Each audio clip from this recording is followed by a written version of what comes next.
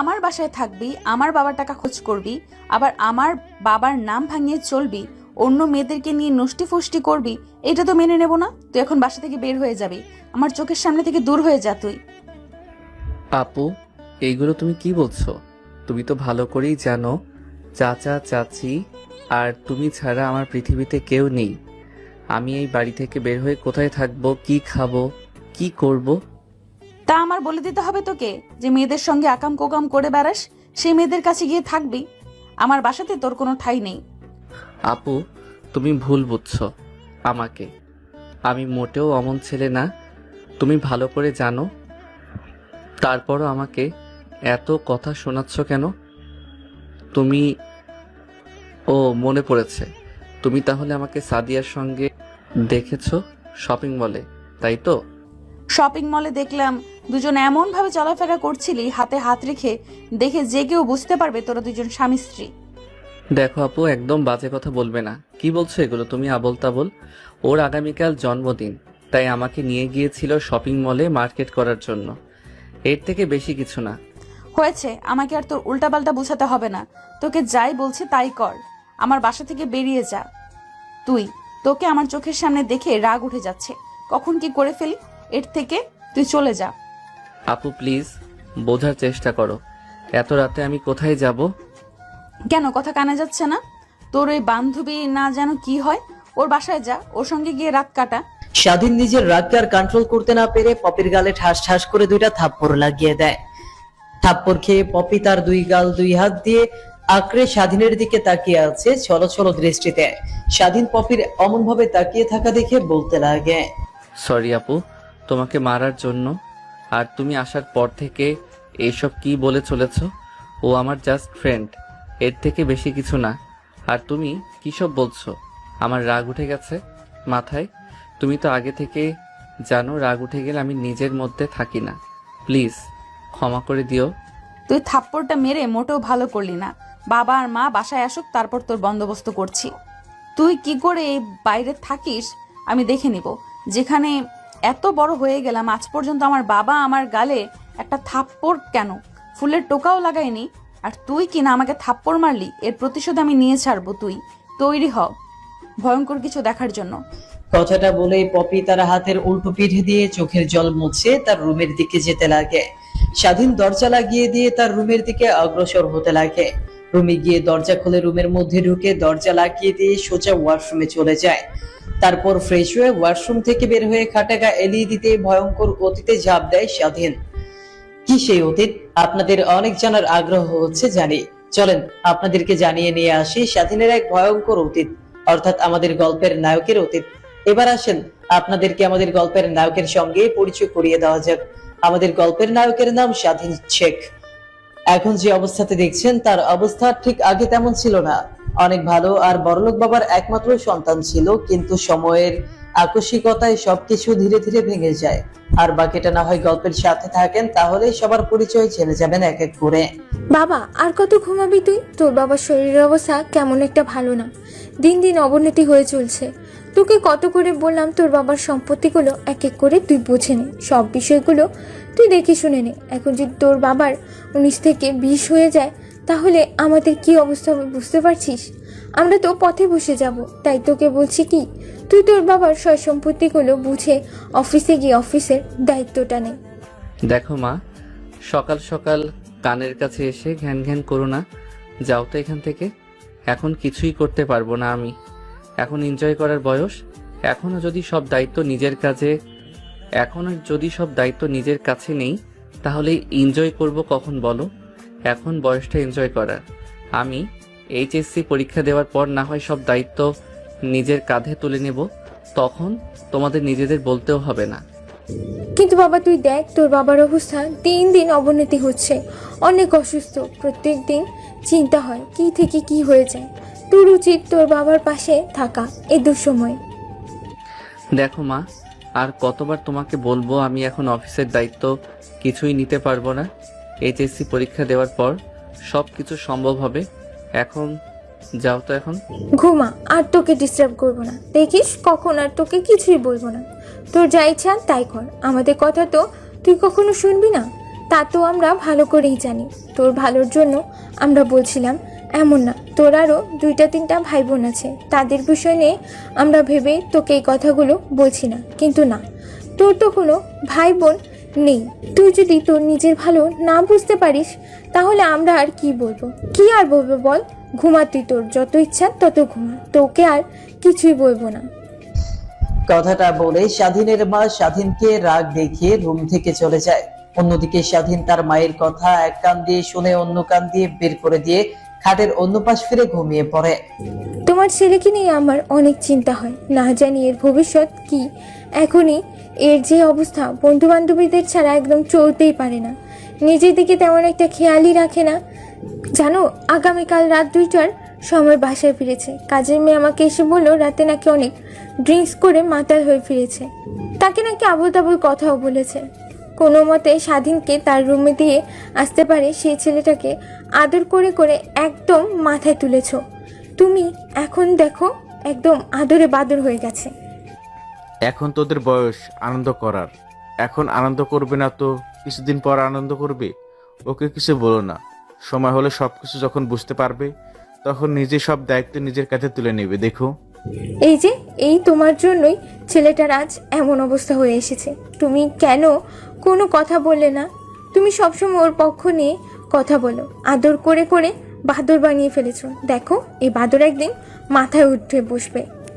স্বাধীনের বাবা আর স্বাধীনের মা নিজেদের মধ্যে কথাগুলো বলছিল। অন্যদিকে স্বাধীন ঘুম ভেঙে যায়। ঘুম থেকে উঠে ফোনটা হাতে নিয়ে দেখে দুপুর 12টা বেজে গেছে। শোয়া থেকে তড়িঘড়ি করে উঠে ওয়াশরুমে চলে যায়। তারপর ফ্রেশ হয়ে বাইরে এসে পোশাক পরিবর্তন করে নিজেকে একটু পরিপাটি করে নিচে চলে আসে খাবার টেবিলে। স্বাধীনের মা আর বাবা দুজনে বসে টিভিতে খবর দেখছিল। ছেলেকে আসতে দেখে স্বাধীনের বাবা বলতে লাগে, বাবা তুমি নাকি অনেক লেট করে বাসায় ফেরো, রাতে পার্টি করে ড্রিঙ্কস করে বাসায় ফেরো। আমি তোমাকে কিছু বলিনি এই কয়েকদিন, কিন্তু দিন দিন তোমার হার বৃদ্ধি পাচ্ছে, যা আমার একদমই ভালো লাগছে না। তাই নিজেকে একটু কন্ট্রোল করো, বুঝলে? আমার বন্ধুর কথা তো তোমার মনে আছে, ছোট থেকে ড্রিঙ্কস করে করে ওর অবস্থা একদম শেষ হয়ে যায়, শেষমেশ ক্যান্সার হয়ে মৃত্যুবরণ করে। আমি চাই না তুমি আমাদের একমাত্র ছেলে হয়ে তোমার সঙ্গে এমন কিছু হোক। বাবা, তোমাকে নিয়ে ভাবতেই হবে না, আমি নিজের আওতার মধ্যে সব সময় থাকি। আর কে বলেছে রাত করে বাসায় ফিরি? আই মিন 11টা-12টার দিকেই তো চলে আসি। এটা রাত নাকি? মা অনেক ক্ষুধা পেয়েছে, কিছু খেতে দাও তো আমাকে। স্বাধীন তার বাবার সঙ্গে কথা বলা শেষ হলে তার মাকে উদ্দেশ্য করে বলে। তারপর স্বাধীনের মা তাদের মাঝ থেকে উঠে খাবার টেবিলে চলে যায়। তারপর স্বাধীনের জন্য একটা বাটিতে কিছু খাবার নিয়ে এসে তাকে দেয়। স্বাধীনের এটা নিত্যদিনের অভ্যাস, ভাত খাবে আর টিভি দেখবে, এইটা তার নতুন না। তারপর স্বাধীন টিভি দেখছে আর খাবার খাচ্ছে। একটু পর খাবার খাওয়া শেষ হলে প্লেটে হাত ধুয়ে সেখান থেকে উঠে বাইরে চলে আসে।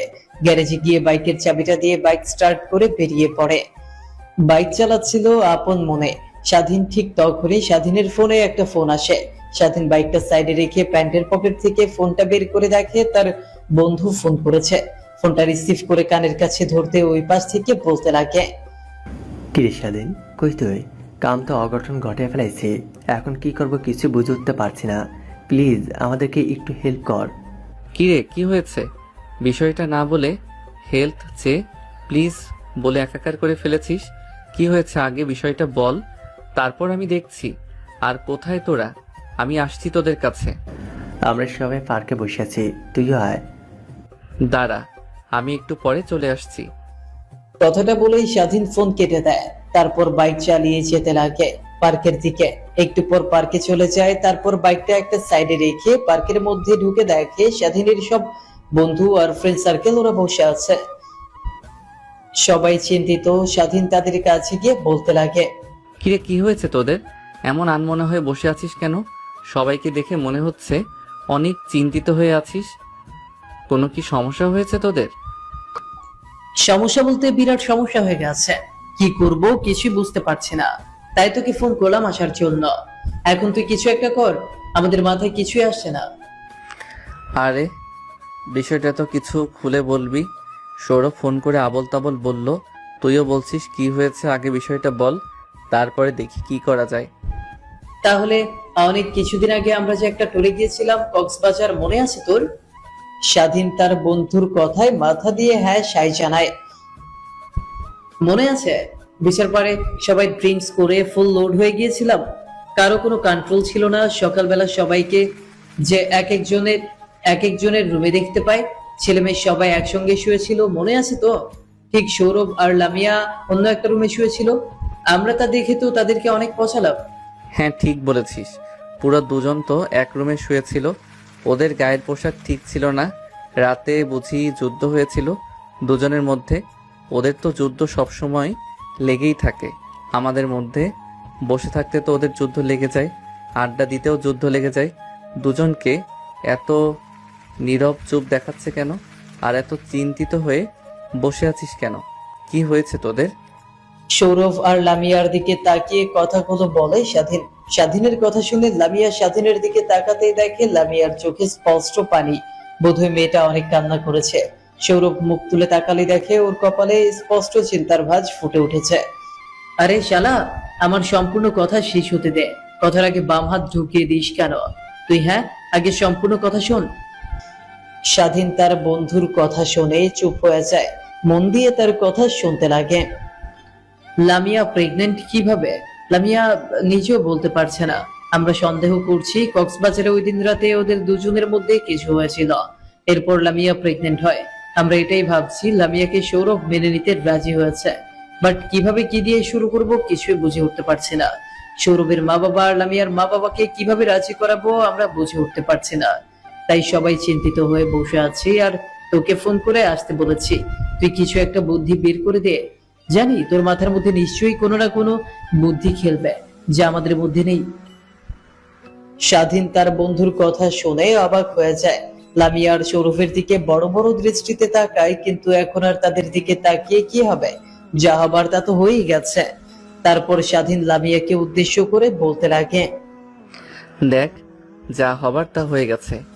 এই বিষয়ে আমাদের মধ্যে না হয় থাক, বাইরে যেন না যায়।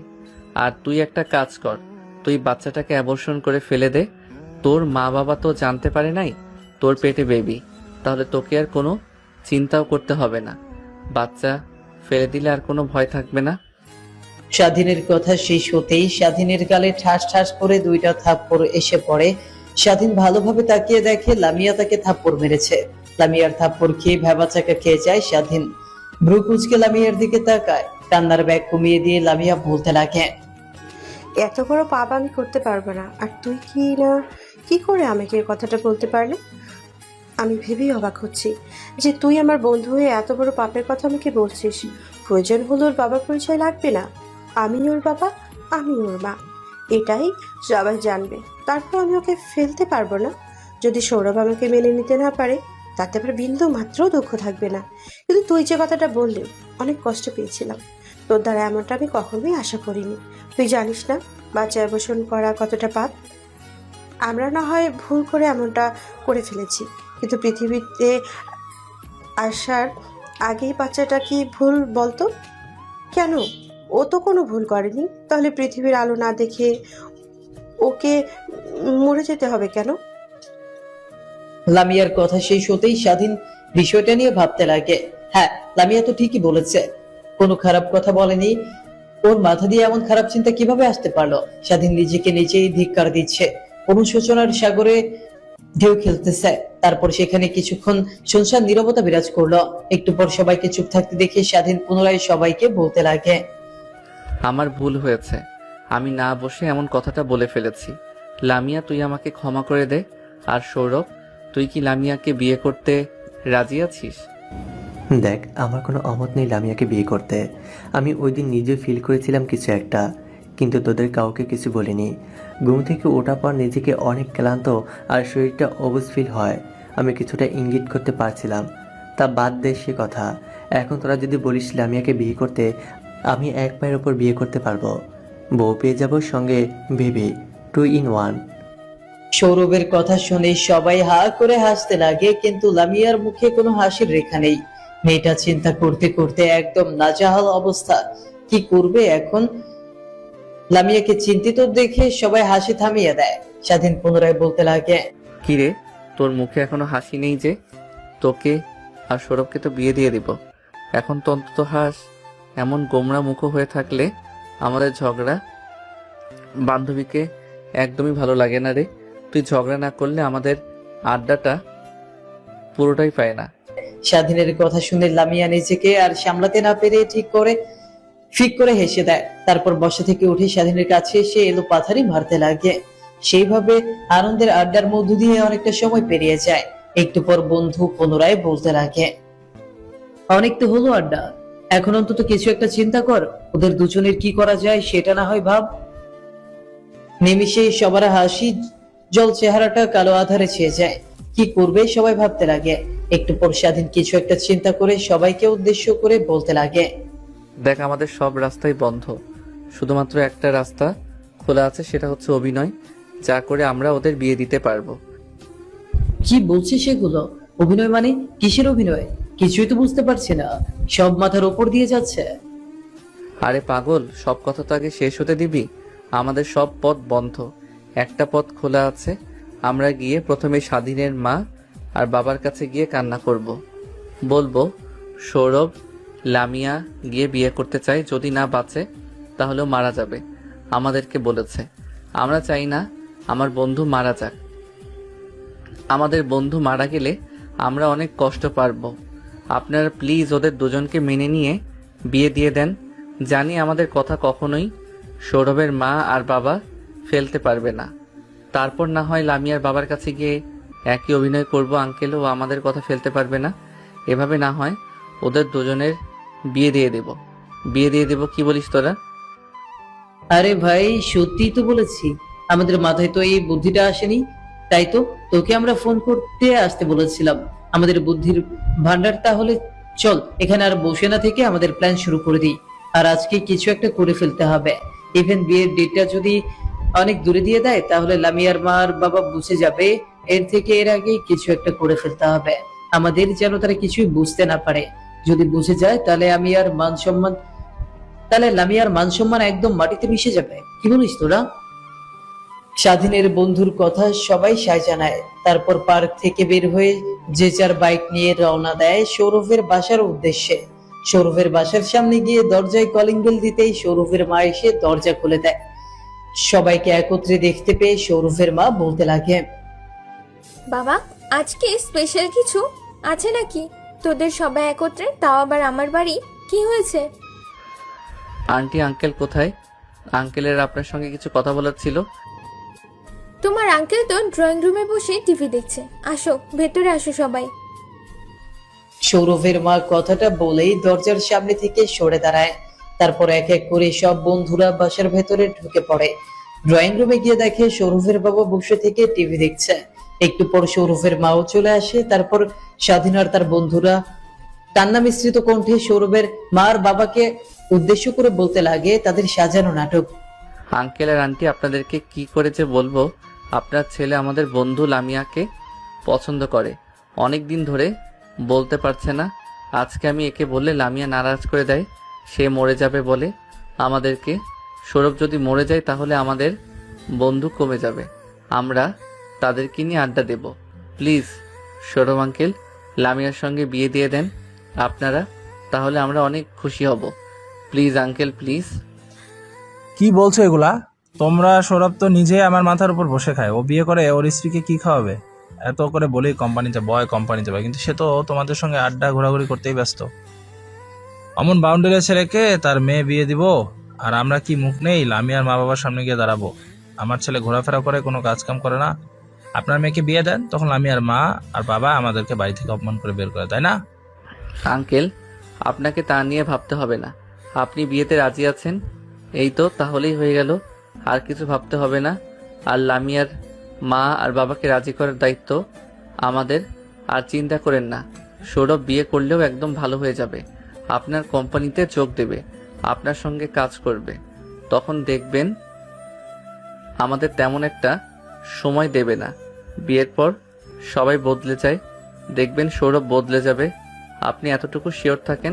তোমরা সবাই যেতে এসেছো আর বলছো ওকে বিয়ে দিয়ে দিতে, তাহলে আমার অমত নাই। কিন্তু লামিয়ার মা আর বাবাকে তোমরা কি করে রাজি করাবে তা জানি না। লামিয়ার মা বাবাকে রাজি করে তারপর আমার কাছে এসো।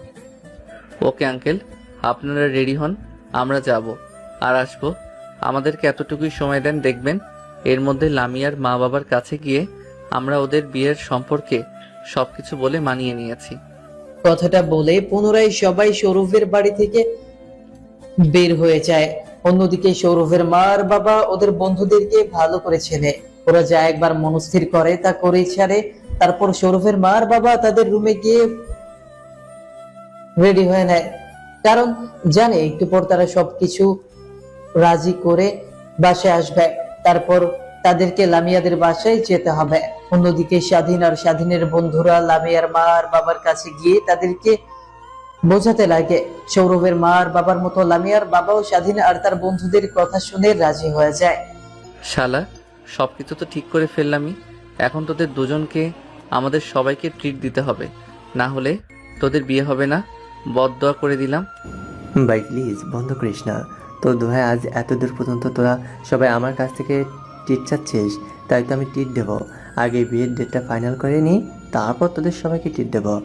মনে থাকে যেন বলে দিলাম। কথাটা বলে বাইক স্টার্ট দিয়ে সবাই সৌরভের বাসায় চলে আসে। তারপর সৌরভের বাসায় এসে দরজায় কলিং বেল দিতেই সৌরভের মা এসে দরজা খুলে দেয়। তারপর এক এক করে স্বাধীন আর ওর বন্ধুরা বাসার মধ্যে ঢুকে পড়ে। বাসায় গিয়ে দেখে সৌরভের মা আর বাবা আগে থেকেই রেডি হয়ে আছে। তারপর সৌরভের মা আর বাবা সৌরভকে নিয়ে সোজা চলে যায় লামিয়াদের বাসায়, সঙ্গে স্বাধীনরাও। লামিয়ার বাবা মার সঙ্গে কথা বলে সৌরভের মা আর বাবা ওদের বিয়ের ডেটটা ফাইনাল করে দেয়। তারা কথোপকথনে বলছিল। স্বাধীনরা সেখানে আর না থেকে সবাই চলে আসে একটা রেস্টুরেন্টে। তারপর সবাই পেট ভরে খেতে লাগে। পেটের খাওয়ার মাঝখানে স্বাধীনের একটা বন্ধু বলে ওঠে, তোদের দুজনের তো হেললে হয়ে গেল, এখন তো আমাদেরকে তেমন সময় দিবি না, সংসার বউ নিয়ে ব্যস্ত থাকবি। তুই ঠিক বলেছিস যে তোদের সঙ্গে আর আগের মতো আড্ডা দিতে পারবো না, কিন্তু তোদের ভালোবাসা কখনই কমবে না আমার। কথাটা বলে সবাই অনেকটা বাধ্য হয়ে যায়। তারপর খাওয়া দাওয়া শেষ করে আড্ডা দেয়। বিলের কাগজটা সৌরভ হাতে নিয়ে বড় বড় করে তাকিয়ে আছে। সৌরভকে বড় বড় করে তাকিয়ে থাকতে দেখে স্বাধীন বলতে লাগে, কিরে, কি হয়েছে? অমন ভাবে বিলের কাগজটা নিয়ে দাঁড়িয়ে আছিস কেন? বিলটা দিয়ে দে। তোরা কি মানুষ না হাতি? একসঙ্গে 15,000 টাকা খাবার কি করে খালি? এখন তো আমার কাছে এত টাকা নাই, মাত্র 10,000 টাকা আছে। তোমাকে দিতে হবে না, আমি বিল দিয়ে দিচ্ছি। কথাটা বলে লামিয়া স্বাধীনের হাত থেকে বিলের কাগজটা কেড়ে নেয়। তারপর ওয়েটারকে বিল দিতে ওয়েটার সেখান থেকে চলে যায়। তারপর পুনরায় সবাই একত্রে আড্ডা দিতে লাগে। সেইভাবে অনেকটা সময় পার হয়ে যায়। রাত যখন প্রায় 11টা বাজে তখন রেস্টুরেন্ট থেকে বের হয়ে যে যার বাসায় চলে যায়। অন্যদিকে স্বাধীন বাসায় এসে দরজায় কলিং বেল দিতেই কাজের মেয়ে এসে দরজা খুলে দেয়। তারপর সোজা স্বাধীন তার রুমে চলে যায়। ফ্রেশ হয়ে খাটে শুয়ে ফেসবুক করতে করতে রাত যখন প্রায় 1টা বেজে যায় তখন ঘুমিয়ে পড়ে। পরের দিন সকালবেলা ঘুম থেকে উঠে ফ্রেশ হয়ে খাওয়া দাওয়া করে কলেজের উদ্দেশ্যে বেরিয়ে পড়ে। কলেজে গিয়ে ক্লাস করতে লাগে, বন্ধুদের সঙ্গে আড্ডা দিয়ে বাসায় চলে আসে। এভাবে কাটতে লাগে অনেকটা সময়। ধীরে ধীরে সৌরভ আর লামিয়ার বিয়ের দিনও ঘনিয়ে আসে। বিয়ের দিন সবাই অনেক আনন্দ ফুর্তি করছিল। ছাদে বসে সবাই ড্রিঙ্ক করছিল। সবার ড্রিঙ্ক করা দেখে সৌরভ ড্রিঙ্কস হাতে নিয়ে খেতে যাবে, ঠিক তখনই স্বাধীন ওর হাত থেকে বোতলটা কেড়ে নিয়ে বলতে লাগে, শালা, আজকেও কি উল্টাপাল্টা কিছু করার নিয়ত আছে নাকি? তোর নতুন নতুন বিয়ে, বাসর ঘরে যাবি জিন্স করলে, তোর তো কিছুই মনে থাকবে না। মনে নেই একবার ড্রিঙ্ক করে কি হয়েছে? এখন কি হবে? যা সোজা এখন বাসর ঘরে যাবি, নাকি তোকে জোর করে আমরা রেখে আসবো? দেখ, অনেক নার্ভাস লাগছে আমার। প্রথম প্রথম তো এর জন্য বোধ হয় একটু পর যায়। তোরা আনন্দ কর, আমি দাঁড়িয়ে থেকে দেখি। আমাকে যেহেতু একটু ড্রিঙ্কস করতে দিবি না, তোরা কর, আমি দেখি তাকিয়ে থেকে। না, এক মুহূর্ত তো এখানে দাঁড়িয়ে থাকতে পারবি না। ঘরের দিকে তাকিয়ে দেখ কত বাজে, রাত 1টা বেজে গেছে। এখন যদি বাসর ঘরে না ঢুকিস তাহলে বিড়াল কখন মারবি আর এনজয় কখন করবি? এই তোরা ধর তো শালাকে। এ তো দেখছি খালি মুখে সোনার বান্দানা, একে জোর করে বাসর ঘরে রেখে আসতে হবে। ধর ধর, সবাই ধর। তারপর স্বাধীনের কথা শুনে স্বাধীনের সব বন্ধুরা সৌরভকে কাঁধে তুলে নিয়ে একজন হাত, একজন পা, একজন মাথা নিয়ে সামনের দিকে এগোতে লাগে। সজীবের রুমের দিকে যাচ্ছিল, ঠিক তখনই সৌরভের বাবার সঙ্গে দেখা হয়। সৌরভের বাবা সৌরভকে কাঁধে নিয়ে রাখায় সৌরভের বাবা স্বাধীন আর তার বন্ধুদেরকে বলতে লাগে, কি হয়েছে বাবা, তোমরা সৌরভকে কাঁধে তুলে কোথায় নিয়ে যাচ্ছ? আঙ্কেল আর বইলেন না, ওকে কত কাঠখড় পরিয়ে বিয়ে দিয়েছি, আর ও বলছে বাসর ঘরে যাবে না, তাই আমরা সবাই বোর করে বাসর ঘরে নিয়ে যাচ্ছি। স্বাধীনের মুখ থেকে এমন কথা শুনে সৌরভের বাবা সেইখানে আর এক মুহূর্ত না দাঁড়িয়ে থেকে হনহন করে হাঁটতে লাগে। তারপর স্বাধীন সৌরভকে পাজা কোদা করে রুমের সামনে নিয়ে এসে নামিয়ে দেয়। সৌরভকে রুমের মধ্যে লাথি দিয়ে ঢুকিয়ে দিয়ে বলতে লাগে, বাই বাই, আমরা গেলাম, তোরা এখন এনজয় কর, আর সকালের আগে কিন্তু দরজা খুলছে না। আর শোন, এমন কিছু করিস না যার দ্বারা একসঙ্গে দুইটা মামা ডাক শুনতে হয়। স্বাধীনের কথা সৌরভের মাথার ওপর দিয়ে গেল। স্বাধীনের কথা শুনে স্বাধীনের সব বন্ধুরা হা হা করে হাসতে লাগে। অন্যদিকে লামিয়া লজ্জায় লাল হয়ে যায়। তারপর সৌরভ যে খাটে বসে পড়ে, লামিয়ার ঘোমটাটা সরিয়ে কপালে চুমু দেয়। ওরা ওদের মতো বাসর করুক, তা আমাদের না জানলেও হবে। যদি জানার এত ইচ্ছে থাকে তাহলে বিয়ে করে জেনে নেন, ভালো হবে। স্বাধীন সৌরভের রুমের দরজা লাগিয়ে দিয়ে পুনরায় সাথে চলে যায়। তারপর রাতভর বন্ধুদের সঙ্গে আড্ডা দিতে লাগে। আড্ডা দিয়ে সেখানে ঘুমিয়ে পড়ে। পরদিন সকালবেলা কারো মিষ্টি হাতের স্পর্শ পেয়ে আর মিষ্টি ডাকে স্বাধীনের ঘুম ভেঙে যায়। ঘুম ভেঙে মিটমিট করে তাকিয়ে দেখে তার সামনে একটা মেয়ে বসে আছে। স্বাধীনকে উদ্দেশ্য করে বলছে, এই যে মিস্টার সাদিক, শুয়ে আছেন কেন? দেখছি সাতটাকে তো পুরো বারবার করে ফেলেছেন আপনারা সবাই। তাকে আপনাদেরকে তো চিনলাম না, আর বিয়ের দিনও তেমন একটা দেখলাম না। মেয়েটার কথা শুনে স্বাধীন তার চোখ হাত দিয়ে ডলে ভালোভাবে তাকিয়ে বোঝার চেষ্টা করে কে, কিন্তু স্বাধীন বুঝতে পারে না। মেয়েটির কণ্ঠস্বর শুনে আশেপাশে পড়ে থাকা স্বাধীনের সব বন্ধুরা উঠে বসে। তারপর স্বাধীন মেয়েটিকে উদ্দেশ্য করে বলে, আপনি কি? আপনাকে তো চিনলাম না, আর কি আবল তাবল বকে চলেছেন? আমি এই বাসার মেয়ে। আমার বাসায় এসে আমাকেই বলছেন আমি কে? মানে এই বাসার মেয়ে? মানে এইটা তো সৌরভের বাসা, আর এই সৌরভের তো একটা ছোট্ট বোন আছে, সে তো বিদেশে লেখাপড়া করে, শুনলাম বিয়েতে আসেনি। তা আপনি কে? ও, তাহলে আপনারাই হচ্ছেন আমার ভাইয়ের গুণবতী বন্ধুরা। আমি আমার সৌরভ ভাইয়ের বোন, আর বিদেশ থেকে কালকে রাতে এসেছি। ও সরি, চিনতে পারিনি। সরি বলতে হবে না। তা পুরো ছাদটাকে তো বার বানিয়ে ফেলেছেন। এপাশে ওপাশে মদের বোতল ফেলে আপনাদের কি মদ খাওয়া আর ড্রিঙ্কস করা ছাড়া অন্য কোনো কাজ নেই? মেয়েটার কথা শুনছিল স্বাধীন। আনমনে মেয়েটার কথা বলতে বলতে ছাদের ওপর থেকে ড্রিঙ্কসের বোতলগুলো গুছিয়ে রাখতে লাগে। স্বাধীন মেয়েটির দিকে অপলক দৃষ্টিতে তাকিয়ে আছে। এই যেন একটা পরী ভুলবশত মাটিতে নেমে এসেছে। স্বাধীনকে এমন ভাবে তাকিয়ে থাকতে দেখে স্বাধীনের সব বন্ধুরা ওর কাছে এসে মাথায় গাঁটটা মেরে বলতে লাগে, কিরে শালা, এমন ভাবে তাকিয়ে আছিস কেন? নাকি প্রেমে পড়ে গেলি? তুই সেই ঘুম থেকে ওঠার পর থেকে দেখছি ওর দিকে ড্যাব ড্যাব করে তাকিয়ে আছিস। মনে রাখিস, ও কিন্তু আমাদের ছোট্ট বোনের নজরে দেখবি ওরে, বুঝলি? কেন রে, বউয়ের নজরে কি দেখলে কোনো সমস্যা হবে? শোন, ওকে আমি বউয়ের নজরে দেখব, আর তোরা বোনের নজরে দেখবি, বুঝলি? প্রথম দেখায় ভালোবাসা যাকে বলে, আজ পর্যন্ত এত সুন্দর মেয়ে আমি আমার লাইফে কখনো দেখিনি। কথাগুলো স্বাধীন তার বন্ধুদেরকে উদ্দেশ্য করে বলছিল। সৌরভের বোন ছাদটা পরিষ্কার করে ছাদ থেকে নেমে যায়। তারপর স্বাধীন ছাদে আর বসে না থেকে তার বন্ধুদের সঙ্গে নিয়ে বাড়ি থেকে বের হয়ে যায়। তারপর তার বাসায় গিয়ে ফ্রেশ হয়ে লম্বা একটা ঘুম দেয়। বিকেলের দিকে আবার সৌরভের বাসায় চলে আসে। তারপর সব বন্ধুরা একত্রে হয়ে আড্ডা দিতে লাগে। এইভাবে কেটে যায় অনেক কয়েকটা দিন। ধীরে ধীরে বিয়ের ধুমধাম ঘনিয়ে আসছে। আগে থেকে বাড়িতে মানুষ নেই, সবাই চলে গেছে। স্বাধীন আর ওর বন্ধুরা একটা রুমে বসে আড্ডা দিচ্ছিল। ঠিক তখনই সৌরভের বোন রুমের মধ্যে প্রবেশ করে। ভাইয়া, আপনাদেরকে মা আর বাবা নিচে খাবার টেবিলে খাবার খাওয়ার জন্য ডাকছেন, আপনারা যান। মারিয়ার কথা শুনে রুম থেকে সবাই বেরিয়ে যায় খাবার টেবিলের উদ্দেশ্যে, কিন্তু স্বাধীন রুম থেকে বেরিয়ে যায় না, ঠায় মেরে সেখানেই বসে আছে। স্বাধীনকে রুম থেকে বেরিয়ে যেতে না দেখে মারিয়া বলতে লাগে, কি হলো, আপনাকে কি আবার আলাদাভাবে বলতে হবে? যান নিচে, খাবার টেবিলে আপনাদের জন্য অপেক্ষা করছে মা আর বাবা। যান, আপনিও যান। কথাটা বলছিল আর রুমটা ভালোভাবে ঝেড়ে গুছিয়ে রাখছিল।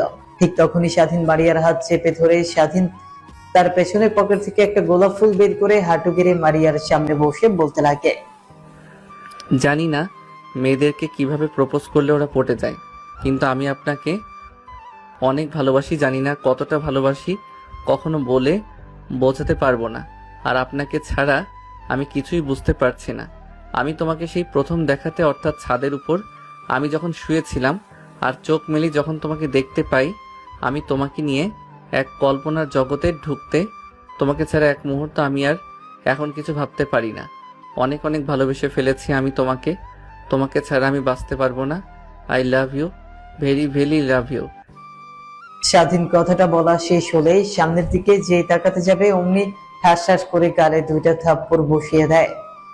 থাপ্পড় খেয়ে স্বাধীন বাকরুদ্ধ হয়ে যায়।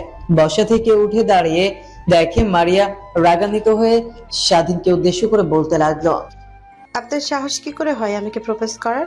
আপনার মতো টক্সিক বয়কে আমি কখনো ভালোবাসতে পারি না। আপনার মতো এমন খারাপ ছেলে যে সবসময় ড্রিঙ্কস, মদ, নেশা এগুলো করে, তাহাকে আমি কি করে ভালোবাসবো? আর আপনাকে দেখেই তো একটা বখাটে ছেলে মনে হয়। আমি বখাটে কি কেন ভালোবেসে যাব? মা বাবার শিক্ষা না দিলে ছেলে এমন হয়ে যায়? যার মা বাবার শিক্ষা নাই সে আর কি মানুষ হতে পারে? আমার মনে হয় কি আপনার মা আর বাবা এমন, তার জন্য আপনিও এমন হয়েছেন। সারাক্ষণ নেশায় নিয়ে পড়ে থাকেন, খারাপ একটা ছেলে। আমাকে প্রপোজ করে আপনার সাহস হয় কি করে? স্বাধীন মারিয়ার বলা কথাগুলো মন দিয়ে শুনছিল। লাস্টের বলা কথাগুলো শুনে স্বাধীনের অনেক রাগ উঠে যায়।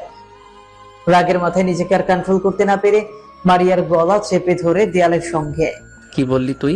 আমার মা আর বাবাকে নিয়ে কি বললি? তুই আমার মা বাবার মতো ভালো মানুষ এই পৃথিবীতে আর দুই একটাও খুঁজে পাবি না। তোর সাহস কি করে হয় আমার মা বাবাকে নিয়ে অপমান করা, বাজে কথা বলার? সে শুধু চিৎকার করছে। ঠিক তখনই সেখানে প্রবেশ করে সৌরভের মা আর বাবা, আর সৌরভ আর স্বাধীনের সব বন্ধুরা। স্বাধীনকে এমন অবস্থায় দেখে সৌরভের বাবা গিয়ে মারিয়াকে স্বাধীনের হাত থেকে ছাড়ায়। স্বাধীনের গালে ঠাস ঠাস করে দুইটা থাপ্পড় লাগিয়ে দিয়ে সৌরভের বাবা বলতে লাগে, তোর সাহস কি করে হয় আমার মেয়ের গায়ে টাচ করার? সৌরভের বাবার কথা শেষ হতে না হতেই মারিয়া কান্না মিশ্রিত কণ্ঠে সবাইকে উদ্দেশ্য করে বলতে লাগে, বাবা প্লিজ, তুমি আমাকে এই নরবিশ্বাসের হাতে থেকে বাঁচাও। আমাকে ধরতে চেয়েছিল, আমি তাতে রাজি না হওয়ায় ও আমাকে মারার হুমকি দেয়। আমি চিৎকার দিতে গেলে আমার মুখ চেপে ধরে। আর তোমরা যদি ঠিক মতো না আসতে আমাকে আজও মেরে ফেলতো একজন ধর্ষণ। মারিয়ার কথা শুনেই স্বাধীন অবাক হয়ে যায়। নিজের কানকে যেন নিজে বিশ্বাস করতে পারছে না। কিভাবে একটা মেয়ে হয়ে এত বড় মিথ্যা কথা বলতে পারে? সৌরভের বাবা নিজের রাগকে আর কন্ট্রোল করতে না পেরে এপাশ ওপাশ থেকে খাটের নিচ থেকে একটা লাঠি বের করে স্বাধীনকে এলো পাথারি মারতে লাগে। অন্যদিকে স্বাধীন পাথরের ন্যায় সেখানে দাঁড়িয়ে আছে। কখনো ভাবতে পারেনি মারিয়া এমন কথা বলতে পারে তাকে বিল করে। স্বাধীনকে মারতে মারতে আধমরা করে ফেলে মারিয়ার বাবা। তারপর ওর পকেট থেকে ফোন বের করে স্বাধীনের মা আর বাবাকে ফোন করে বাসায় আসতে বলে। সৌরভের বাবা স্বাধীনের মা আর বাবা বাসায় আসতে সৌরভের বাবা বলতে লাগে, কি ছেলে জন্ম দিয়েছেন আপনি যে মেয়েদেরকে সম্মান করতে জানে না, যে মেয়েদের জাত আসলে মানুষের উপরের দিক দিয়ে মানুষকে কখনো বিবেচনা করা যায় না। ভেবেছিলাম ছেলেটা অনেক ভালো, কিন্তু তার মনে যে এত শয়তানে কখনো ভাবতেও পারিনি। আপনার ছেলে আমার মেয়েকে রেপ করতে চেয়েছিল। সময় মতো আমরা না আসলে আমার মেয়েকে মেরে ফেলতো আপনার ছেলে। আমার মনে হয় কি আপনার ছেলে জন্মের কোনো ঠিক নেই, তা না হলে কখন এমনটা করতে পারে নিজের বন্ধুর বোনের সাথে? স্বাধীনের বাবা মাটির দিকে তাকিয়ে নিজের রাগকে দমানোর চেষ্টা করছে। অন্যদিকে স্বাধীনের মা কান্না করে চলেছে। স্বাধীনের সব বন্ধুরাও সবাই স্বাধীনকে ভুল বুঝছে। হাসি উজ্জ্বল পরিবেশটা নিমেষেই শুনশান নীরবতা বিরাজ করে। অন্যদিকে স্বাধীন তার মুখ ফুটে দুইটা কথা বলবে সেই শক্তিটাও অবশিষ্ট নেই। সৌরভের বাবার মারার কারণে আর কোনো কিছু মনে নেই।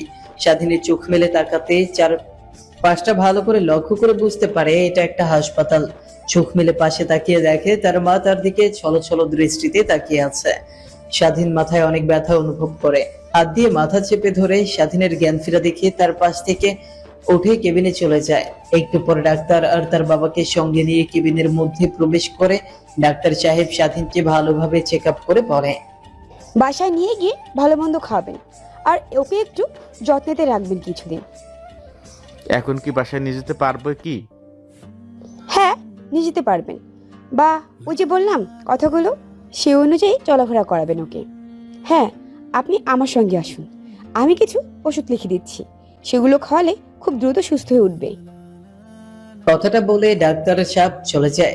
স্বাধীনের বাবা সেখানে আর না দাঁড়িয়ে থেকে ডাক্তারের পিছু পিছু কেবিন থেকে বেরিয়ে যায়। অন্যদিকে স্বাধীনের মা তার পাশে এসে বসে স্বাধীন আমতা আমতা করে তার মাকে বলতে লাগে, মা, তুমি বিশ্বাস করো আমি এই জঘন্য কাজ করতে পারি? ওই মেয়েটা শুধু শুধু আমাকে মিথ্যা অপবাদ দিয়েছে, মিথ্যা অপবাদ দিয়ে সবার কাছে আমাকে ছোট করেছে। স্বাধীনের কথা শুনে তার মা কোনো কিছু দেখায় না। একটু পর হাতে একটা প্রেসক্রিপশন নিয়ে স্বাধীনের বাবা চলে আসে। তারপর স্বাধীনকে নিয়ে কেবিন থেকে বেরিয়ে যায়, প্রাইভেট কারে করে সোজা বাসায় নিয়ে আসে। বাসায় নিয়ে এসে বসার রুমে গিয়ে বসে পড়ে। স্বাধীনের বাবা আর মা তার রুমের দিকে যাচ্ছিল, ঠিক তখনই তার বাবা স্বাধীনকে উদ্দেশ্য করে বলতে লাগে, তোমার মতো কুলাঙ্গারের ছেলে আমার লাগবে না। তোর মতো ছেলে থাকার থেকে না থাকাই ভালো। যে ছেলের জন্য কারোর সামনে মুখ দেখাতে পারিনি তেমন ছেলে আমার লাগবে না। যে ছেলে চরিত্রহীন বন্ধুর তেমন ছেলে আমার লাগবে না। তুই আজকে আমার বাড়ি থেকে বের হয়ে যাবি। কি করবি কি খাবি তুই জানিস, আমরা কিছু জানি না।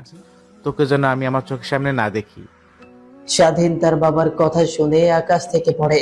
কখনো ভাবতেও পারেনি তার বাবা তাকে এত বড় কথা বলবে। কোথায় যাবে, কি করবে সে? এই শহরে বন্ধুদের কাছে যাবে, তাদের কাছেও মুখ রইল না। আর তার একটা মেয়েকে প্রপোজ করার পরিণতি যে এত বড় ভাবে দিতে হবে তা কখনো ভাবতে পারেনি স্বাধীন। সেখানে ঠাই মেরে দাঁড়িয়েছিল, তখনই স্বাধীনের বাবা পুনরায় বলতে লাগে, মুক্তি, তোমার ছেলেকে বাসা থেকে বের হয়ে যেতে বলো। আমার ওকে দেখলেই ঘৃণা হচ্ছে। আমার বাসায় ওর কোনো ঠাঁই নেই। ও কোথায় থাকবে কি করবে ওর ইচ্ছা, আমি কিছু বলতে পারবো না। ওকে যেন আমি আমার চোখের সামনে না দেখি। কথাটা বলা শেষ হতেই স্বাধীন ওর মায়ের দিকে তাকায়, দেখে তার দিকে ছলো ছলো দৃষ্টিতে তাকিয়ে আছে। তারপর স্বাধীন সেখান থেকে সোজা তার রুমে চলে যায়। একটা ব্যাগ নিয়ে জামা কাপড় গোছাতে লাগে। ক্রেডিট কার্ডে অল্প পরিমাণ কিছু টাকা আছে। প্যান্টের পকেটে হাত দিয়ে দেখে অনেক টাকা আছে। সেখানে অল্প সংখ্যক কিছু টাকা আছে, এ দিয়ে 1-2 মাস কোনোভাবে কেটে যাবে। এতদিনের মধ্যে কোনো না কোনো ব্যবস্থা হয়ে যাবে, একটা জব পেয়ে যাবে। সে এই চিন্তা করছিল। চিন্তা করতে করতে ব্যাগপত্র গোছাচ্ছিল, ঠিক তখনই একটা ডায়েরি হাতে বাজে। সে ডায়েরিটা ওপেন করে দেখে ছোট্টবেলার লেখা ডায়েরি। একের পর এক পৃষ্ঠা উল্টে ডায়েরি পড়তে লাগে আর মিটিমিটি হাসতে লাগে। তখনই তার ছোট চাচুর কথা মনে পড়ে যায়। ছোটবেলা তার সঙ্গে অনেক খুনসুটিতে কাটতো স্বাধীনের। কারণটা না হয় গল্পের সাথে থাকলেই জানতে পারবেন, কিন্তু বড় একটা কারণেই তার ছোট চাচা বাসা থেকে চলে যায়। গল্পের সাথে থাকলে সবই বুঝতে পারবেন। তারপর ডায়েরিতে থাকা ফোন নাম্বারটা তার ফোনে তুলে নেয়। তারপর ডায়েরিটাও ব্যাগের এক কর্নারে রেখে দেয়। তারপর ওয়াশরুমে গিয়ে শাওয়ার নিতে লাগে।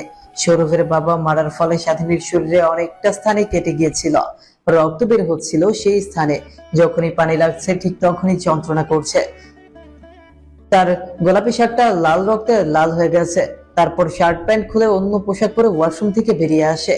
পেছন থেকে স্বাধীনের মা অনেক করে ডাকছিল তাকে, বাট স্বাধীন তার ডাকে কোনো পাত্তা দেয়নি। বাড়ি থেকে বের হওয়ার পর পেছন ফিরে এক পলক বাসাটা দেখে নেয় স্বাধীন।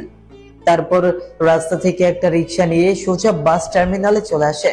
তারপর ঢাকার উদ্দেশ্যে যাওয়া একটা বাসের টিকিট কেটে নেয় সে। তারপর কাউন্টারে থাকা সিটে গিয়ে বসে থাকে, বাসের জন্য অপেক্ষা করতে লাগে। একটু পর বাস চলে আসে। বাসে উঠে পড়ে। বাস চলছে তার আপন গতিতে। স্বাধীনের সেদিকে কোনো ভ্রুক্ষেপ নেই। শুধু ভেবেছে একটা মেয়ের জন্য কিভাবে তার সাজানো গোছানো জীবন নষ্ট হতে পারে। তখনই ফোনটা ভাইব্রেশন হতে লাগে। স্ক্রিনের উপর লেখা আছে মা। ফোনটা কেটে দিয়ে সুইচ অফ করে সিম কার্ড খুলে রেখে অন্য আরেকটা সিম কার্ড ঢুকিয়ে নেয়। তারপর ডায়েরিতে থাকা নাম্বারটাতে কল করার পর কয়েকবার কল হওয়ার পর ফোনটা রিসিভ করে। হ্যালো, কে? স্বাধীন কি জবাব দিবে বুঝতে পারে না। স্বাধীনের ভাবনার মাঝে ওই পাশ থেকে পুনরায় বলতে লাগে, হ্যালো, কে? কথা বলছেন না কেন? সে যে ফোন রিসিভ করে হ্যালো হ্যালো বলছি, বাট সারা শব্দ পাচ্ছে না কেন? কথা না বললে ফোন রেখে দিলাম। তারপর স্বাধীন আমতা আমতা করে বলতে লাগে। চাচ্চু, চাচু ডাকটা শুনে স্বাধীনের চাচা বুঝে যায় যে স্বাধীন ডাক দিয়েছে। অনেকদিন পর চাচু ডাকটা শুনছে। তার মতো এমন মিষ্টি ভাবে আর কেউ ডাকতে পারে না। বাবা, তুই এতদিন পরে তোর চাচুর কথা মনে পড়লো। তুই ফোন করলি, তোর ফোনের অপেক্ষায় রয়েছি সেই কত বছর ধরে। তোর ফোনের অপেক্ষায় রয়েছি সেই কত বছর ধরে। এত বছর পর আমার কথা মনে পড়লো। তা কি মনে করে মনে পড়লো? নিশ্চয় তোর কোনো সমস্যা হয়েছে। তারপর স্বাধীন তার চাচাকে ফোনের মধ্যেই শুরু থেকে শেষ পর্যন্ত বলে দেয়। স্বাধীনের কথা শুনে ওই পাশ থেকে স্বাধীনের চাচা বলতে লাগে, বাবা, তোর জীবনের উপর দিয়ে এত বড় ঝড় গিয়েছে, তুই সহ্য করলি কি করে? তোর জায়গায় যদি অন্য কোনো ছেলে থাকতো তাহলে নির্ঘাত সুইসাইড করতো। তুই এখন কোথায় আসিস? আমার বাসায় আয়। তুই আমার বাসায় থাকবি, খাবি, লেখাপড়া করবি। তুই আমার ছেলে না? বাসে উঠেছে গাবতলী পর্যন্ত যেতে পারবো, তারপরে তো আমি চিনি না। তুমি এসে না হয় আমাকে গাবতলী বাস টার্মিনাল থেকে নিয়ে যাও। আচ্ছা বাবা, তুই আগে গাবতলী বাস টার্মিনালে এসে আমাকে ফোন করিস। আমি তোর চাচিকে তোর পছন্দের খাবার রান্না করতে বলছি। তোর চাচি তোর কথার মাঝে মাঝে আমাকে বলতো, কিন্তু আমি তো তোর নাম্বার জানি না, তোর সঙ্গে কি করে কথা বলবো। সে যে 10 বছর আগে বাসা থেকে চলে এসেছিস, তাই আর কোনো কন্ট্যাক্ট হয়নি তোদের সঙ্গে। তারপর স্বাধীন তার চাচার সঙ্গে কথা বলতে বলতে অনেকটা সময় পার হয়ে যায়। তারপরেও ফোন রেখে দিয়ে বাসে বসে বাহিরের পরিবেশটা উপভোগ করতে লাগে। প্রায় 4 ঘন্টা পর গিয়ে ঢাকা গাবতলীর বাস টার্মিনালে পৌঁছায়। তারপর প্যান্টের পকেট থেকে ফোন বের করে তার চাচাকে ফোন করে। চাচা, আমি গাবতলী বাস টার্মিনালে এসে পৌঁছেছি। আপনি কোথায়? আমি একটা মসজিদের সামনে দাঁড়িয়ে আছি। বাবা, তুই একটু দাঁড়া, আমি এক্ষুনি তোকে নিয়ে আসছি। কথাটা বলে চাচা ফোন কেটে দেয়। ওই পাশ থেকে স্বাধীন সেখানে বসে থাকে অনেকক্ষণ ধরে। একটু পর একটা প্রাইভেট গাড়ি এসে স্বাধীনের সামনে ব্রেক করে। অনেকটা অবাক হয়ে যায়, শুনেছে এই ঢাকা শহরে অনেক ছিনতাইকারী, হাইজ্যাকার আছে। তখনই স্বাধীন প্রাইভেট কার থেকে একটু দূরে সরে যায়। একটু পর প্রাইভেট কার থেকে একটা লোক বের হয়ে এসে স্বাধীনকে ছড়িয়ে ধরে স্বাধীন ভ্যাবাচাকা খেয়ে যায়। মুখের দিকে তাকিয়ে স্বাধীন বলতে লাগে, তোমার এই অবস্থা আর তোমার শরীরের কি হাল করেছো? আর গাড়িটা কিসের? তুমি বাসা থেকে বের হয়েছিলে চাচিকে আর আপুকে নিয়ে। তোমাদের আর তো কোনো খোঁজ পাওয়া যায়নি। বাবা, মা, দাদা, দাদি তোমার কত খোঁজ করেছে, বাট তোমাদের কোনো খোঁজই পাইনি। তার সঙ্গে আমি অনেক খুঁজেছি, কিন্তু কোথাও পাইনি। জানো, বাবা মাঝে মাঝে তোমার বিষয় জানতে চায় আমার কাছে, কিন্তু আমি তো তোমার সম্পর্কে কিছু জানি না, তাই কিছু বলতেও পারি না বাবাকে। এইখানে দাঁড়িয়ে কথা বলবি নাকি বাসায় যাব? গাড়িতে উঠে বস। কথাটা বলা শেষ হলে স্বাধীন গাড়িতে উঠে বসে। তারপর স্বাধীনের চাচা পুনরায় গাড়ি স্টার্ট দিয়ে সামনের দিকে যেতে লাগে। শহরে এর আগে স্বাধীন কখনো আসেনি, শুধু নাম শুনেছে। আশেপাশে বড় বড় দালান। স্বাধীন প্রাইভেট কারে জানলা দিয়ে সেগুলো আহাম্মকের ন্যায় তাকিয়ে তাকিয়ে দেখছিল। স্বাধীনের তাকানো দেখে ওর চাচা মুচকি হেসে দেয় আর ভাবতে লাগে, আমিও তো একসময় শহরে নতুন এসেছিলাম, ঠিক ওর মতো আমিও শহরে বড় বড় দালান কোঠা এভাবে তাকিয়ে দেখতাম। তুই হারিয়ে গেল সে ভয়ঙ্কর অতীত। আনমনে ভাবতে ভাবতে ড্রাইভিং করছিল স্বাধীনের চাচা। একটু পরে এক আলিশান বাসার ভেতরে ঢুকে পড়ে স্বাধীন। বাড়িটা দেখে স্বাধীন অবাক হয়ে যায়। মুভিতে বড় বড় বাড়ি দেখেছে, ঠিক অমন বাড়ি। স্বাধীনের তাকিয়ে থাকা দেখে স্বাধীনের চাচা মুচকে হাসি দেয়। একটু পর মেইন দরজার সামনে গিয়ে গাড়িটা স্বাধীনের চাচা গাড়ি থেকে নেমে পড়ে। স্বাধীনের চাচা তার দেখা দেখি স্বাধীনও গাড়ি থেকে নেমে পড়ে। বাবা, এই তোর চাচার ছোট্ট একটা বাসা। তোর মা আর বাবা অনেক খোঁটা দিয়েছিল না তাদের বাড়িতে থাকি বলে। এখন দেখ, তাদের বাড়ি থেকে অনেক বড় বাড়িতে আমি থাকি। আর জানিস, এই বাড়িটার মূল্য প্রায় 3 কোটি টাকা। তার চাচার কথা শুনে তার দিকে বড় বড় দৃষ্টিতে তাকিয়ে বলতে লাগে, বলো কি, তুমি এত টাকা কিভাবে জোগাড় করলে? নিশ্চয়ই চুরি চামারি ডাকাতি করে, তাই না? এসে তুই ফাজলামি শুরু করেছিস। তুই ছেলেবেলার অভ্যাস এখনো দেখছি তোর যায়নি, আমার সঙ্গে ফাজলামি করা। আর আমি চুরি চোরামি করতে যাব কেন? এইগুলো আমার অক্লান্ত পরিশ্রমের ফল। চল বাসার ভিতরে যাই। বাইরে দাঁড়িয়ে থেকে তোকে কিছু বলতে চাই না। অনেকক্ষণ ধরে না খেয়ে আসিস, মুখটা চুপসে গেছে দেখে মনে হচ্ছে। খাওয়া দাওয়া করবি, তারপর তোকে সবকিছু খুলে বলবো কিভাবে আমি এত সম্পত্তির মালিক হলাম। স্বাধীন তার চাচার কথা শুনে তার দিকে প্রশ্নসূচক দৃষ্টিতে তাকিয়ে আছে। দরজার সামনে গিয়ে স্বাধীনের চাচা কলিং বেল দিতেই দরজা খুলে দেয় তার চাচি। স্বাধীনকে দেখতে পেয়ে তার চাচি এসে জড়িয়ে ধরে বলতে লাগে, কি রে বাবা, এতদিন পর আমাদের কথা মনে পড়লো? হ্যাঁ, 10 বছর হলো বাড়ি থেকে বের হয়ে এসেছি, একবারও তো ফোন করে আমাদের সম্পর্কে জানতে চাইলে না। তোর চাচা কিছুক্ষণ আগে বলে বের হলো তুই আসছিস। কি যেন হয়েছে? তোর সঙ্গে কি কিছু হয়েছে রে বাবা? তোর মা আর বাবা কেমন আছে? আর তোর দাদা দাদি কেমন আছে? ছেলেটা অনেক জার্নি করে এসেছে, বিশ্রাম নিতে দাও, ওকে কিছু খেতে দাও, তারপর না হয় ওর কাছ থেকে সবার সম্পর্কে জানি। আগে তুমি কি বলছো ছেলেটাকে? আই আই বাবা, তোর সেই চাচা বলার পর থেকে আমি রান্না করছি তোর পছন্দের খাবারগুলো। 10 বছর হলো বাসা থেকে চলে এসেছি, তো কি হয়েছে? তোর পছন্দের খাবারগুলো এখনো ভুলতে পারিনি। কথাটা বলেই স্বাধীনের চাচি তাকে ছেড়ে দেয়। তারপর স্বাধীনকে তার থাকার একটা রুম দেখিয়ে দেয় আর বলে, বাবা, আজকের পর থেকে তুই এই রুমটাইতে থাকবি। তোর রুমটা পছন্দ হয়েছে? পছন্দ বলতে আমি আমার জীবনে কখনো এত সুন্দর বন দেখিনি। অনেক অনেক পছন্দ হয়েছে আমার। ওইদিকে রুমটা আছে, যা গিয়ে তুই ফ্রেশ হয়ে আয়, ওইখানে তোর জন্য বসে অপেক্ষা করছি। স্বাধীন তার চাচার কথা শুনেই তার কাঁধে থাকা ব্যাগটা খাটের উপর রেখে ব্যাগের ভেতর থেকে জামা কাপড় বের করে স্বাধীন সোজা ওয়াশরুমে চলে যায়। তারপর ফ্রেশ হয়ে গোসল করে জামা কাপড় পরিবর্তন করে ওয়াশরুম থেকে বের হয়ে আসে।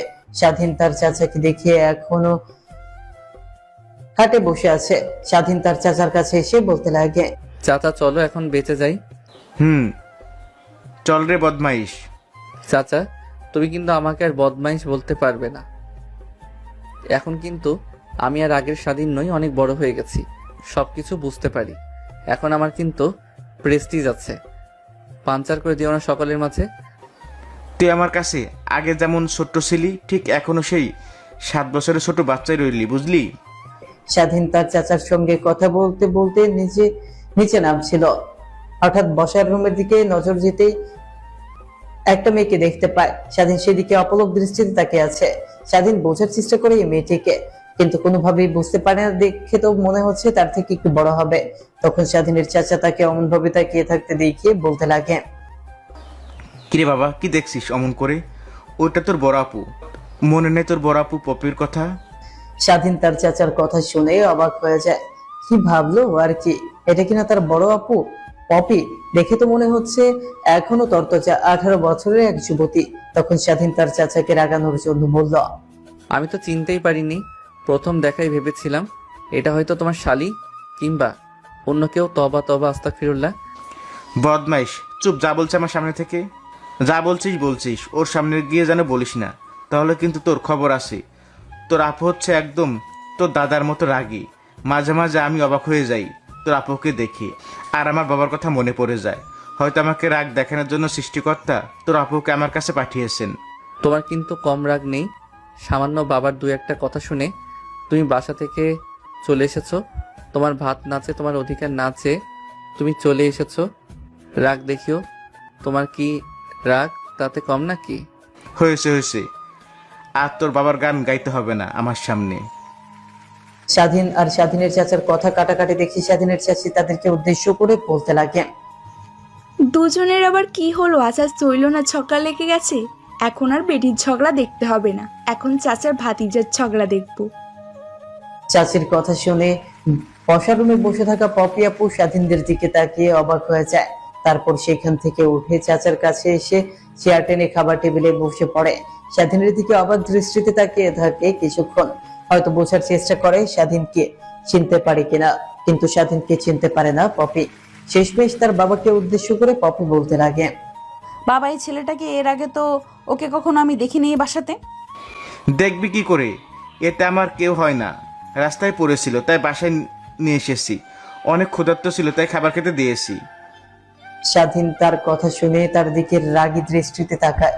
স্বাধীনের চাচি পপিকে উদ্দেশ্য করে বলতে লাগে, মা, মনে আছে আজ থেকে 10 বছর আগে তোর চাচা চাচি দাদা দাদিকে ছেড়ে ঢাকায় চলে এসেছিলাম। তোর চাচার ছোট্ট একটা বাচ্চা ছিল যার নাম ছিল স্বাধীন, মনে আছে তোর? আমার মনে থাকবে না কেন? সেই দুষ্টু ছেলেটা যে প্রায় প্রায় আমার সঙ্গে মারামারি করে, আমাকে মেরে তোমাদের কাছে গিয়ে উল্টাপাল্টা বলতো, আমি যে তাকে মেরেছি, মনে থাকবে না কেন? হাড়ে হাড়ে মনে আছে। এটাই হচ্ছে তোর সেই হাড়ে হাড়ে থাকা বদমাস ছেলেটা স্বাধীন। চাচি, তুমিও আমাকে বদমাস বললে আমি থাকবো না, এখান থেকে চলে যাব। আরে বাবা, বলছো কেন তুমি আমাকে? আমি তো শুধু তোর মন রক্ষার জন্য বললাম। তুমি তো অনেক ভদ্র ভালো একটা ছেলে। কে বলেছে তুমি বদমাইশ? তুমি ভদ্র একটা ছেলে, ভালো একটা ছেলে। যে বদমাইশ বলবে তার 14 গোষ্ঠী বদমাইশ। হয়েছে মা, আর তোমাকে ওকে নিয়ে বলতে হবে না। তা পিচ্ছি, প্রায় 10 বছর পর আমাদের কথা মনে পড়লো তোর? এতদিন একবারও তো আমাদের খোঁজ খবর নিলি না, তা হঠাৎ করে আজ আমার বাড়ি এসে উঠলি যে? মা, ও আজ থেকে আমাদের বাসায় থাকবে। তুই যে কলেজে পড়িস ওই কলেজে স্বাধীনকে ভর্তি করে দিব। আজ থেকেও ও আমাদের আরেকটা সন্তান। চাচা কথা বলছিল আর খাবার খাচ্ছিল। সেখানে অনেকটা আনন্দ ফুর্তির মধ্য দিয়ে খাবার খাওয়া শেষ করে বসার রুমে গিয়ে বসে সবার সঙ্গে আড্ডা দিচ্ছিল। কিছুক্ষণের জন্য স্বাধীন ভুলে গিয়েছিল যে স্বাধীন এখানে এসেছে। স্বাধীন বাসা থেকে অপমানিত হয়ে একটা মেয়ের কারণে। তখনই স্বাধীনের নজর যায় অপর দিকে। ওনার দিকে তাকিয়ে আছে স্বাধীন। পপির হাসি দেখে, তার গালে পড়া টল দেখে সে প্রতিনিয়ত তার প্রেমে পড়ে যাচ্ছে এমন চিন্তা ভাবনা করছিল সে। তখনই নিচের মাথায় নিচে একটা থাপ্পড় দিয়ে বলতে লাগেন, মেয়েদের পাল্লায় পড়া যাবে না। আমার পরিচয় আমাকে গড়ে তুলতে হবে, পিছন ফিরে তাকানো যাবে না। আর মেয়েদের মায়ের দিকে ফিরেও তাকানো যাবে না। সময় হলে ওরা আমার দিকে এগিয়ে আসবে। আনমনে কথাগুলো ভাবছিল। ঠিক তখনই স্বাধীনের চাচা ওর গায়ে হাত দিয়ে বলতে লাগেন, কিরে বাবা, কই হারিয়ে গিয়েছিলি তুই? তোকে এত করে ডাকছি, তোর কোনো সারা শব্দ খুঁজে পাচ্ছি না। দেখ, যা হবার হয়ে গেছে, তা নিয়ে আর ভাবতে হবে না। ওকে চাচা, বুঝতে পারছি। তা তুমি তো বললে না বাসা থেকে হাতে ফুটো করে নিয়ে বের হওয়ার লোক কিভাবে এত বড় বিজনেসম্যান হতে পারে, এত বড় বাড়ির মালিক হতে পারে? আমায় তো সবকিছু মাথার উপর দিয়ে যাচ্ছে। প্লিজ কিছু বুঝিয়ে বলো। শরীরে সাহস আর বুদ্ধি থাকলে সবকিছু করা সম্ভব। বাসা থেকে বের হয়েছিলাম হাঁটতে হাঁটতে, একটা টাকাও ছিল না। তোর চাষির গহনা বেচে আমি ব্যবসা শুরু করি। সেখান থেকে আজ এত দূরে এসেছি। এত দূর আসার পিছনে মূল কারণ জানিস? তোর বাবা। তোর বাবার প্রত্যেকটা কথা আজ আমাকে এত বড় করে তুলে ফেলছে। তোর বাবার উপর এখন আর কোনো রাগ নেই। আমি অনেক খুশি। গ্রামের বকেটে ছেলে সারাদিন শুধু জগ হলে বেড়াতো, সেই ছেলে এখন বড় কোম্পানির মালিক। তাকে হাজার হাজার ছেলে পেলে এসে স্যার বলে ডাকি। কিছুই বুঝতে পারছেন না তাই তো? এবার আসেন আপনাদেরকে শুরু থেকে শেষ পর্যন্ত বুঝিয়ে বলি।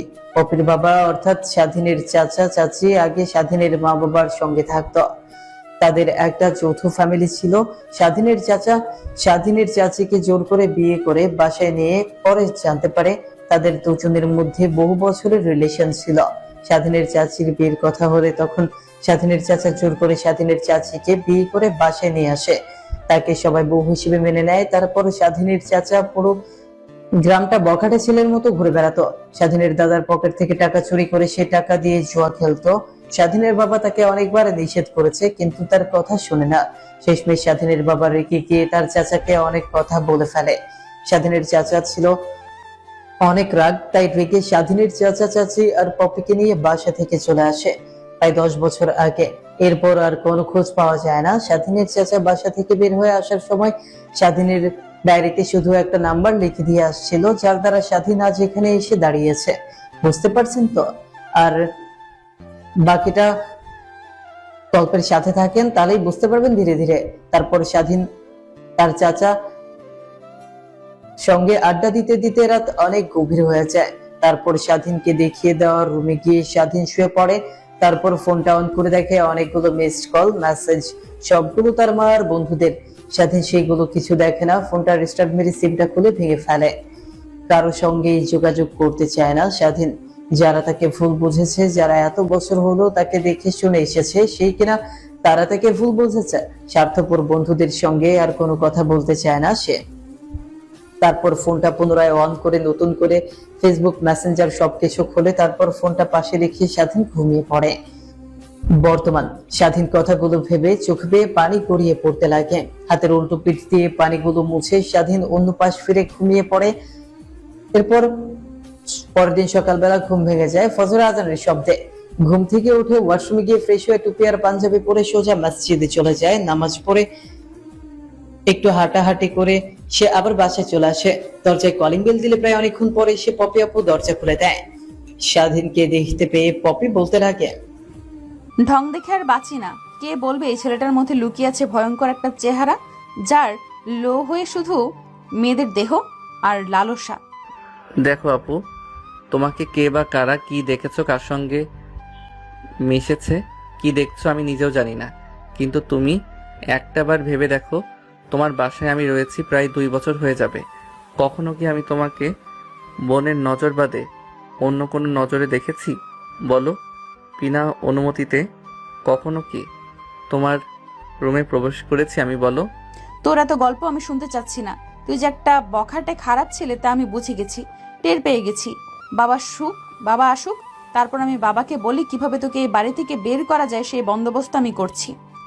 কথাটি বলে পপি সেখান থেকে চলে যেতে লাগে। স্বাধীন সেখানে আর না দাঁড়িয়ে থেকে তার রুমের দিকে অগ্রসর হতে লাগে। রুমে গিয়ে পাঞ্জাবি খুলে স্কুলে যাওয়ার জন্য টি শার্ট আর প্যান্ট পরে নেয়। বাইকের চাবি নিয়ে বাসা থেকে বের হতে যাবে, ঠিক তখনই পেছন থেকে পপি বলতে লাগে, তোকে না বলেছি তুই আমার বাবার কোনোদিনের ছবি না, তাহলে আমার বাবার টাকায় কেনা বাইক তুই কেন চালাতে যাবি?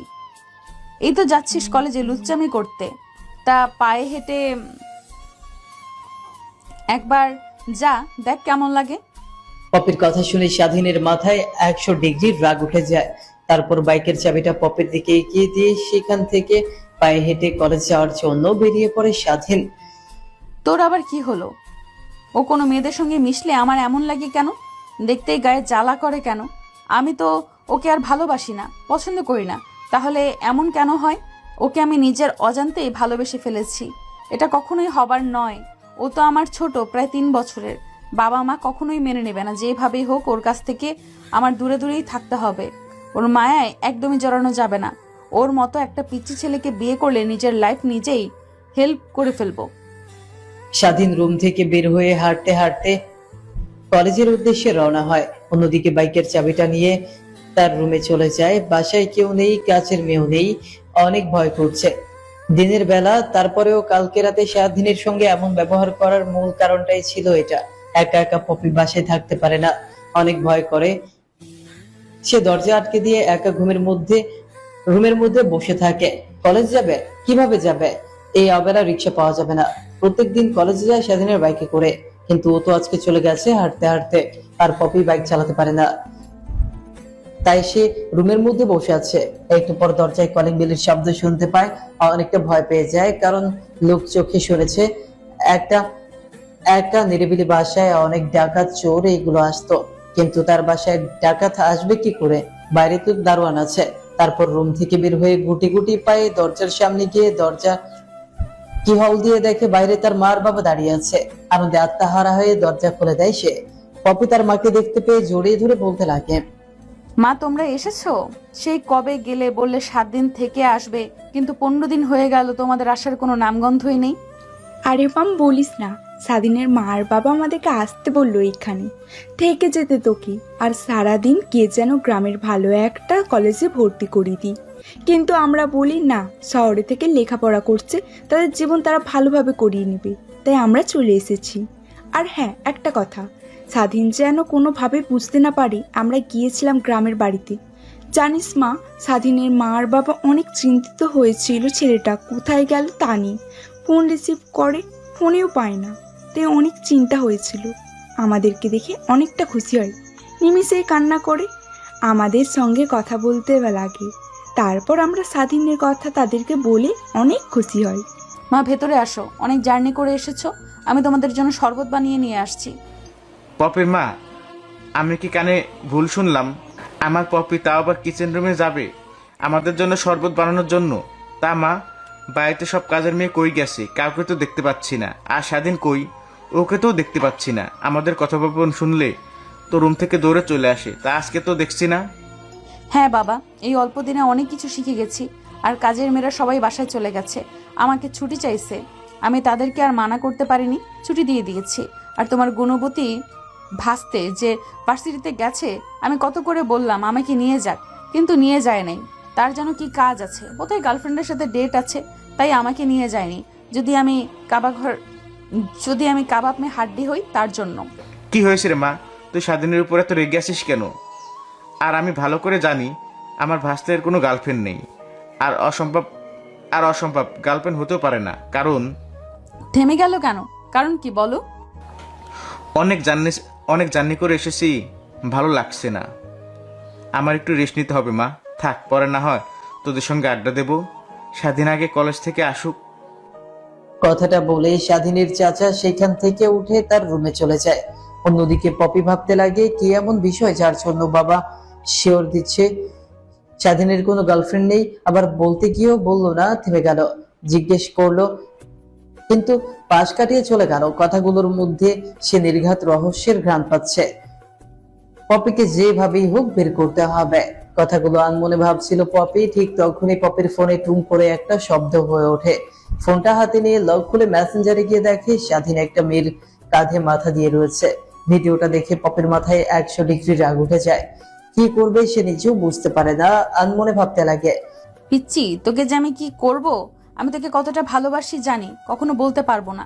তোর পাশে কাউকে সহ্য করতে পারবো না। জানি না আদৌ কি তুই কাউকে ভালোবাসিস কিনা, কিন্তু তোর সঙ্গে আমি কাউকে দেখতে পারবো না। এর থেকে আমার মৃত্যু ভালো। যেইভাবেই হোক তোকে আমার করে নেব।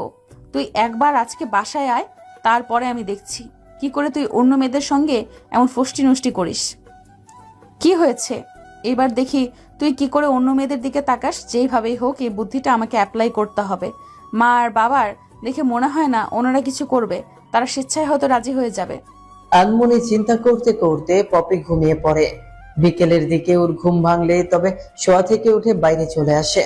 বাইরে এসে দেখে বসার রুমে বসে থেকে পপির বাবা আর স্বাধীন বসে আড্ডা দিচ্ছে। পপি তাদের সঙ্গে গিয়ে আড্ডা দিতে লাগে। সেদিন স্বাধীনকে কিছু বুঝতে দেয় না। একটু পর তার জীবন পুরোটা মোড় নিবে। তার জীবনের সঙ্গে অন্য আরো একটা নাম জড়িয়ে পড়বে। স্বাধীনের দিকে তাকিয়ে হাসি মাখা মুখটা দেখছিল আর অনেক কথা ভাবছিল। ঠিক তখন পপির মা তাদের জন্য চা নিয়ে আসে। পপিকে অনেকবার বলতে লাগে চা নেওয়ার কথায়, কিন্তু সে চা নিচ্ছে না। থমেলে স্বাধীনের দিকে তাকিয়ে আছে। পপির মা পুনরায় চায়ের কাপটা হাতের একটু ছোঁয়া লাগিয়ে বলে। ঠিক তখনই পপির ধ্যান ভেঙে যায়। ওর মায়ের কাছ থেকে চায়ের কাপটা নিতে লাগে। তখনই পপির মা পপিকে বলে, কি রে, তুই কোথায় ঝাঁপ দিলি? তোকে এতবার ডাকছি কিন্তু কোনো সাড়া শব্দ নেই। কোথায় হারিয়ে যাচ্ছিস দিন দিন? তোর ভাবলা আর কোনো কেমন যেন সন্দেহ মনে হচ্ছে রে। যাক, চা খেয়ে আমাদেরকে রান্নার কাজে সাহায্য কর। কাজের মেয়েদেরকে ফোন করেছিলাম, ওরা সবাই কালকে আসবে। আজকে আসতে পারবে না। আমাদের কত কিছু একটা খেতে হবে। তোর বাবা বাইরের খাবার একদম পছন্দ করে না, তুই জানিসই তো। তা না হলে আমরা সবাই বাইরে গিয়ে খাবার খেয়ে আসতাম। তারপর সবাই একত্রে বসে আড্ডা দিতে লাগে। অনেকটা সময় পার হয়ে যাওয়ার পর পপি আর পপির মা দুজনে চলে যায় রান্নাঘরে রান্না করার জন্য। পপি রান্না করছে গরমের মধ্যে। তার অবস্থা একদম নাজেহাল, তাই বুকের উপর থেকে ওড়নাটা সরিয়ে কোমরে ভালোভাবে গুছিয়ে রেখেছে। স্বাধীন ঠিক তখনই কিচেন রুমে ঢুকে পানির বোতল নেওয়ার জন্য। পপির দিকে তাকাতে পপিকে অমন অবস্থায় দেখে অপলক দৃষ্টিতে ওর দিকে তাকিয়ে আছে। শরীরে টুকটুক করে ঘাম বের হচ্ছে, চুলটা মুখের উপর দোলনা দিচ্ছে। বুকের উপর কাপড় নেই। পপি রান্না করছিল। ঠিক তখনই স্বাধীনের দিকে নজর যায়। দেখে স্বাধীন তার দিকে তাকিয়ে আছে অপলক দৃষ্টিতে। তখনই পপি তার দিকে তাকায়, দেখে বুকের উপর ওড়না নেই। তখনই আনমনে বলতে লাগে, দেখো পিচ্ছি, দেখো এখন এমন এক কাজ করে দেখো, একটু পর তো সব কিছু খুলে দেখাবো তোমাকে। কথাটা আনমনে ভাবতে লাগে, কিন্তু স্বাধীনের কোনো হেলদোল নেই। পপির দিকে তাকিয়ে আছে যেন এক পরী, যার দিক থেকে দৃষ্টি সরানো যাবে না। ঠিক তখনই কিচেন রুমে হাতে একটা বাটি নিয়ে প্রবেশ করে চাচি। স্বাধীনকে কিচেন রুমে দাঁড়িয়ে থাকতে দেখে চাচি বলতে লাগে, বাবা অনেক গরম পেয়েছি, কিচেন রুমের আসা যাচ্ছে না, আর তুই এখানে দাঁড়িয়ে আছিস কেন?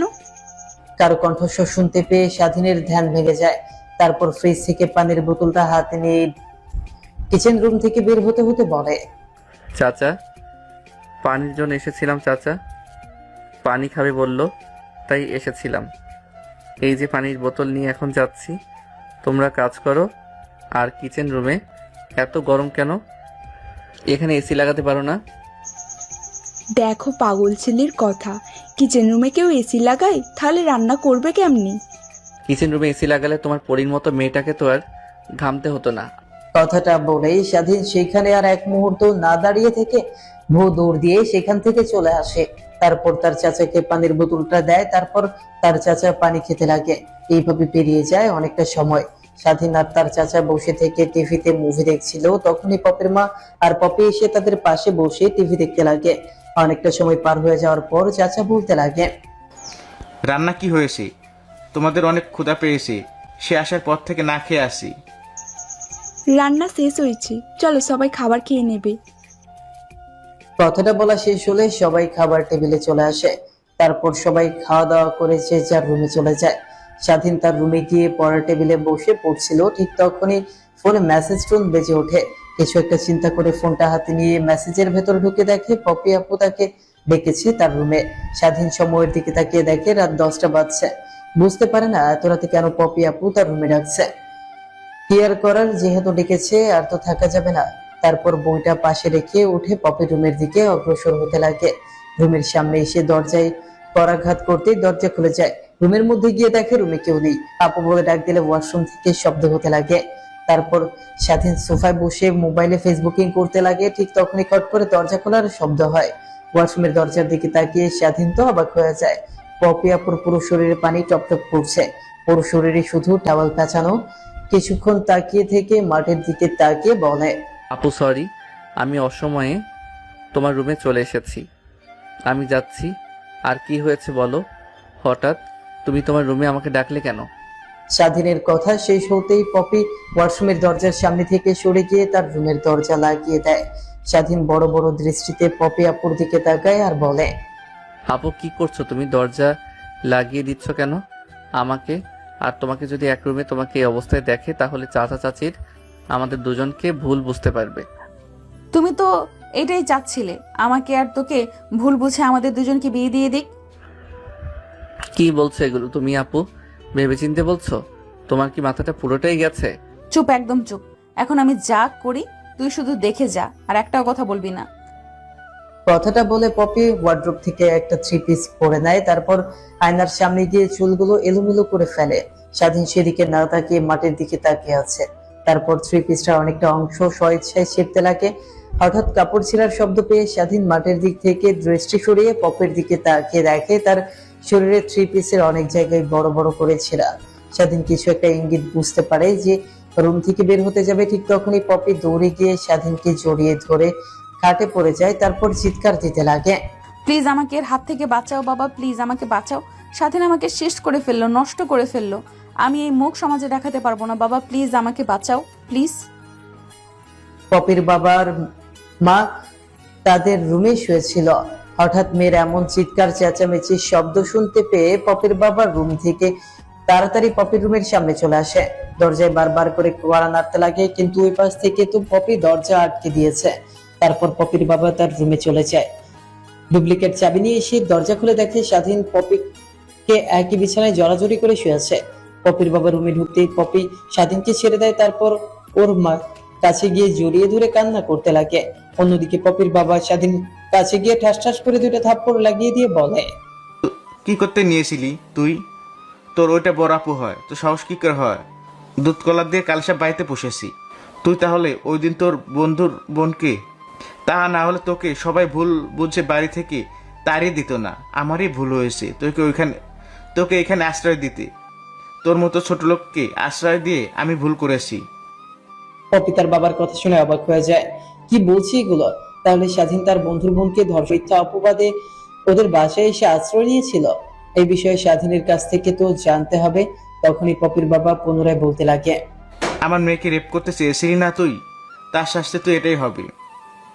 তুই তোর পরিবারের কাছ থেকে দূরে থাকবি। তোকে পুলিশে দিতে চেয়েছিলাম, কিন্তু রক্ত তো আমার। তার যতটুকু লেখাপড়া করেছিস, কিছু একটা করে খেতে পারবি। তুই এখনই আমার বাসা থেকে চলে যাবি। তখনই পপি তার আসল অভিনয় শুরু করে। তার মার কাছ থেকে সরে গিয়ে তার বাবার কাছে গিয়ে পা জড়িয়ে ধরে বলতে লাগে, বাবা তুমি ওকে বাসা থেকে তাড়িয়ে দিও না। এর থেকে তুমি একটা কাজ করো, ওর সঙ্গে আমাকে বিয়ে দিয়ে দাও। এই বিষয়গুলো যদি বাইরে জানাজানি হয়ে যায় তাহলে আমাদের মান সম্মান ধুলোয় লুটিয়ে যাবে। এর থেকে মান সম্মান বাঁচাবে, আমাকে ওর সঙ্গে বিয়ে দিয়ে দাও। আমি ওকে এমন শাস্তি দিব, আমার সঙ্গে খারাপ কাজ করতে নিছিল তাই না, ওর সেই স্বাদ মিটে যাবে। মা কি বলছিস এগুলো? তুই ওর মতো ছোট লোকের সঙ্গে তুই বিয়ে করবি মানে? তোর আগামী জীবন কেমনভাবে কাটবে তোর চরিত্রহীন একটা ছেলের সাথে? আমি ওকে ধীরে ধীরে ঠিক করে ফেলবো। তুমি একটা কাজ করো, কাজীকে ফোন করে আসতে বলো, আমি ওকে বিয়ে করব। যদি ও আমাকে বিয়ে না করে কিংবা তোমরা ওকে আমার সঙ্গে বিয়ে না দাও, আমি এই মুখ কাউকে দেখাবো না। আমি সুইসাইড করব। আর এই দেহটা যে একবার স্পর্শ করেছে তারই বহন করতে হবে। আচ্ছা মা, থাম থাম, আমি তোকে ওর সঙ্গে বিয়ে দেব। আমি কাজীকে ফোন করে আসতে বলছি। তুই তো রুমে যা, ভালো একটা শাড়ি পরে আয়। তারপর স্বাধীনের চাচা স্বাধীনের হাত ধরে সেখান থেকে টানতে টানতে বসার রুমে চলে আসে। বসার রুমে এসে স্বাধীনের চাচা আর চাচি বসে হা হা করে হাসতে লাগে। স্বাধীন কিছুই বুঝে উঠতে পারে না এই হাসির রহস্যটা কি। চলো চলো দৃষ্টি নিয়ে স্বাধীন তার চাচা আর চাচির দিকে তাকিয়ে আছে। তখনই স্বাধীনের চাচা বলতে লাগে, বাবা, তুই অনেক অবাক হচ্ছিস তাই না? আর অবাক হতে হবে না, তোকে আমি সব কথা খুলে বলছি। আর শরীরে তোর সঙ্গে খারাপ আচরণ করার জন্য আমরা আগে থেকে জানতাম পপি তোর সঙ্গে এমন কাজ করবে। তো চাষি পপিকে তার বান্ধবীর সঙ্গে যে নাটকটা করলো ওই বিষয়টা নিয়ে কথা বলছিল। ঠিক তখনই তোর চাষি পিছন থেকে শুনে ফেললো মেয়েটা অনেক পাগল হয়ে গেছে তোকে বিয়ে করার জন্য। তারপর আমরাও রাজি হয়ে গেছি। আর বাবা শোন, আমি তোকে চাচা হিসেবে বলছি না, ধর একটা মেয়ের বাবা হিসেবে বলছি। তুই কি আমার মেয়েকে বিয়ে করতে রাজি আছিস? যদি রাজি থাকিস তাহলে হ্যাঁ বল, আর না থাকিস তাহলে আমাকে বলতে পারিস। আমি যেভাবে হোক আমার মেয়েকে আমি ম্যানেজ করে নিব। চাচা, আপনি আমাকে দুঃসময় ঠাঁই দিয়েছেন। আপনি যা করতে বলবেন আমি তা নির্দ্বিধায় করব। আর সেখানে তো মাত্র বিয়ে। যদি আপনি আমার জীবনটা যেতে বলেন তো আমি তাই করব। জীবন দিতে হবে না, তুই আমার মেয়েকে সুখে রাখিস, এটুকু করলেই আমি খুশি। ঠিক তখনই কলিং বেল বাজতে লাগে। চাচিকে দরজা খুলে দেয়। দরজা খুলে দেখে কাজীর সামনে দাঁড়িয়ে আছে। তারপর কাজী এসে বসার রুমে বসে পড়ে। একটু পর পপি একটা লাল শাড়ি পরে সেখানে চলে আসে। স্বাধীনকে আর পপিকে এক জায়গায় বসে কাজী বিয়ে পড়াতে লাগে। একটু পর কাজী সাহেব স্বাধীনকে আর পপিকে বিয়ে পড়ানো শেষ করে কাজী সাহেব তার টাকা নিয়ে সেখান থেকে চলে যায়। অন্যদিকে স্বাধীন সেখানে আর না বসে থেকে সোজা বাসার ছাদে চলে আসে। অনেকক্ষণ সেখানে দাঁড়িয়ে থাকার পর রাতে ঠান্ডা আবহাওয়া অনুভব করতে লাগে। অনেক ভালো লাগে রাতে ছাদে এসে থাকতে। অনেকক্ষণ দাঁড়িয়ে থাকার পর তাকিয়ে দেখে রাত 11টা বেজে গেছে। তারপর স্বাধীন রুমের দিকে অগ্রসর হয়। রুমের দরজা খুলে রুমে প্রবেশ করে তো স্বাধীন পুরো অবাক হয়ে যায়। ঘরটা ফুল দিয়ে সাজানো, এই অল্প সময়ে কি করে সম্ভব এইগুলো। তারপর স্বাধীন দরজা আটকে দিয়ে সামনের দিকে এগোতেই পপি এসে স্বাধীনকে সালাম করতে লাগে। স্বাধীন পপিকে একটু রাগানোর জন্য বলতে লাগে, আপু, এগুলো কি করছো? তুমি বড় হয়ে ছোট পায়ে হাত দিচ্ছ। আল্লাহ পাপ দেবে তো আমাকে। কি বললি তুই? আপু বললি কেন আমাকে? আমি তোর আপু? হ্যাঁ, আমি তোর বউ। বউ বলে ডাকবি, বুঝলি? ওয়েট, তোকে মজা দেখাচ্ছি। আমাকে আপু বলার শাস্তি তোকে দেখাচ্ছি। কথাটা বলে পপি স্বাধীনকে টান দিয়ে খাটে ফেলে দেয়। তারপর ওর বুকের উপর উঠে সমানে লিপকিস করতে লাগে। স্বাধীন নিজেকে আর কন্ট্রোল করতে না পেরে পপির সঙ্গে রেসপন্স করতে লাগে। নিমিষেই দুইজন হারিয়ে যায় ভালোবাসার এক অতল গভীরে। তো বন্ধুরা, কেমন হয়েছে গল্পটা অবশ্যই কমেন্ট করতে ভুলবেন না। সমাপ্ত।